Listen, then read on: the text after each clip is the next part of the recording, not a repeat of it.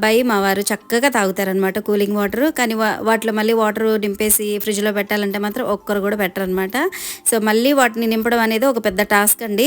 ఇంట్లో పనులన్నీ చేసుకుని మళ్ళీ వాటర్ పెట్టాలి చేయాలి అని అంటే మనకు కూడా అప్పుడప్పుడు చిరాగ్గా ఉంటుంది కదా. సో కొంచెం వాటర్ బాటిల్స్ నింపేసి ఫ్రిడ్జ్లో పెట్టండి అంటే అస్సలు చేయరనమాట.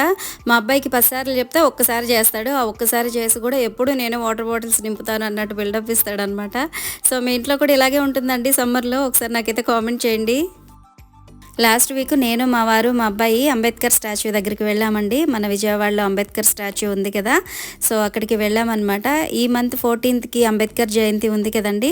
సో ఆ సందర్భంగా మా అబ్బాయిని అక్కడికి తీసుకెళ్ళామన్నమాట. ఎందుకంటే అంబేద్కర్ బయోగ్రఫీ అనేది పిల్లలు తెలుసుకోవాలి కదండి. సో అక్కడ లోపలంతా కూడా చక్కగా ఆయన ఫొటోస్ కానీ వీడియోస్ కానీ, అంటే ఆయన చిన్నప్పటి నుంచి ఆయన ఈ స్టేజ్ వరకు రావడానికి ఎన్ని స్ట్రగుల్స్ ఫేస్ చేశారు, ఎంత కష్టపడి చదువుకున్నారు అనేవన్నీ కూడా